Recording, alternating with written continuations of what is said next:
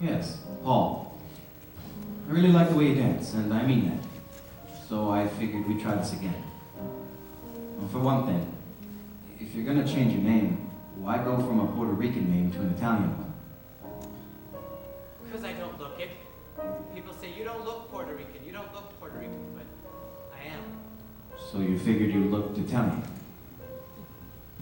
No. I just wanted to be somebody new. So I became Paul San Marco. Why did you want to become someone new? Why? I'm not exactly proud of my past. Well, who is? But that's what the word means, Paul. Past. That might be easy for you to say, but Look, wait a minute. What made you start dancing? Your parents? No, what do Puerto Ricans know about the theater? Now they have Channel 47, but then they didn't have anything. But my father loved movies, and he'd take us all the time. He worked nights, and he'd come home and take us to 42nd Street. We'd come out of one movie and go into another movie. I don't know why, but I love musicals. How old were you? 7 or 8. On 42nd Street. Yeah, it was a trip. Go on. I'd moved down front because I couldn't see. I wear contact lenses now. I'd moved down front and these strange men would come and sit beside me and play with me. I never told anyone because I guess it didn't matter. Well, why didn't it matter? Why?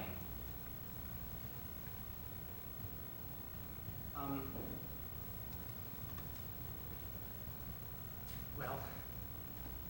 Look, Paul, if this is too rough for you, I have your picture in your resume. No. Okay, from seeing all those movie musicals, I used to dance around on the street and I'd get caught all the time. God, it was embarrassing. I was always being Sid Charisse, always. Which I don't really understand because I always wanted to be an actor.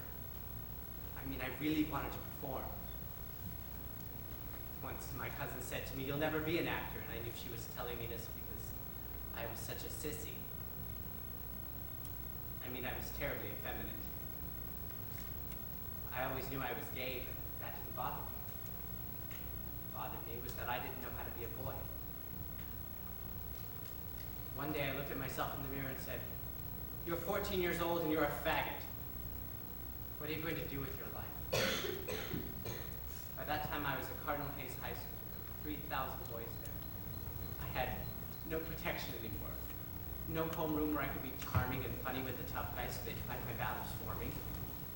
Like when I went to small schools, I liked school, but my grades got so bad, even if I knew the answers to questions, I wouldn't raise my hand.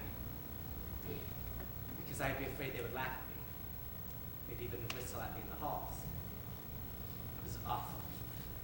Just awful. Finally, I went down to the principal's office and said, "I'm a homosexual." Well, it was a Catholic high school at around 1962. And at the age of 15, you just didn't say that. And he said, "Would you like to see a psychologist?" And I did. And he said, "I think you're very well adjusted for your age, and I think you should quit school." So I did. But I really didn't want to. I just couldn't take it anymore. See, when I quit school, what I was trying to do was find out who I was and how to be a man. You know, there are a lot of people in this world who don't know how to be men. Since then, I found out that I am one. I was looking for the wrong thing. I was trying to learn how to be butch. Anyway, I started hanging around 72nd Street, meeting all these strange people. Just trying to make friends that were like me so that I could understand what it was that I was. Somebody told me they were looking for male dancers for the Jewel Box Review. You know, the drag show? So I go down to audition. Now, from all those years of pretending I was Sid Charisse, I had this fabulous extension. I mean, I could turn anything. My first audition. And they said to me, "You're too short to be a boy. Would you like to be a pony?" I said, "What's that?" And they said, "A girl." What do I have to do? Show us your legs. But I have hair on my legs. That's okay, come on upstairs. So they took me upstairs and they hiked up my dungarees and they put on this pair of nylon stockings and high heels. It was freaky, it was incredible. And they brought me back downstairs and said, "Oh, you have wonderful legs." I said, "Really? Terrific." It's so strange thinking about this. It seems a whole lifetime ago. I was just past 16. Anyway, then there's this whole thing of me trying to hide it from my parents. That was something. Because I had to buy all this stuff, like shoes to rehearse in, earrings, makeup, and I would hide it all and my mother would find it. I told her there was this girl in the show and she didn't want her mother to know what she was doing, and I was holding this stuff for her. She believed me.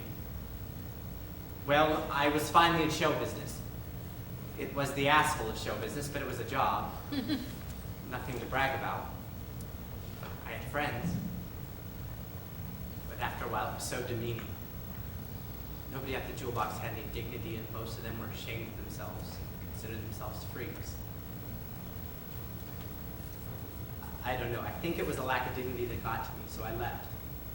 I muddled around for a while. I worked as an office boy, waiter.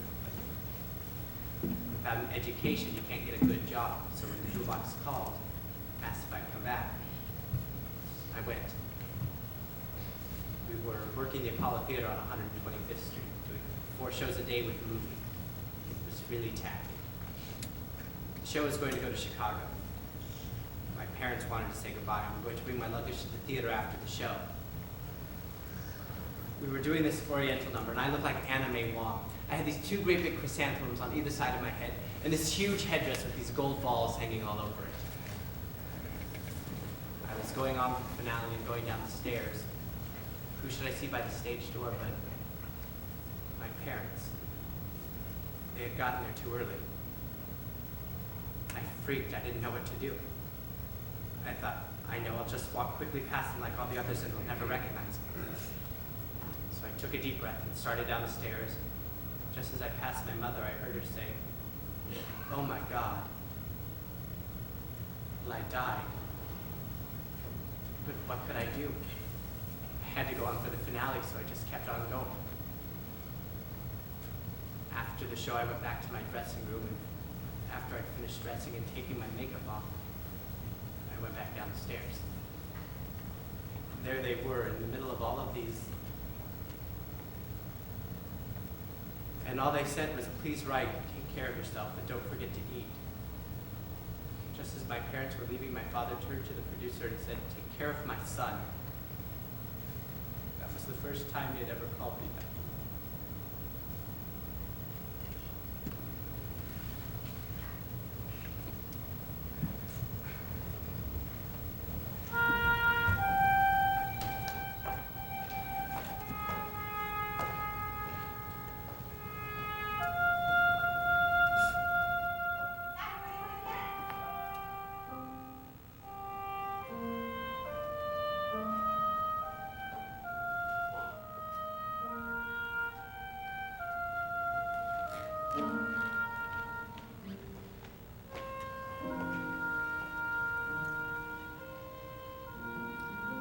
All right, bring them in. Okay, kids, here we go. Everybody in. Laura, get the hats.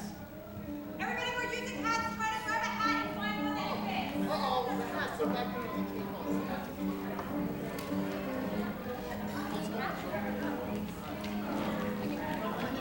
One with you. Singular. Singular. Sing. Sing. Sing. Sing. Singular. Singular. All right. This is the combination that we worked on earlier. It goes with the lyrics you just learned. Now this is important. I want to see unison dancing. Every head, arm, body angle exactly the same. You must blend. This is one of those numbers where you back the star. You are her frame. And I don't want anybody to pull my eye. All right.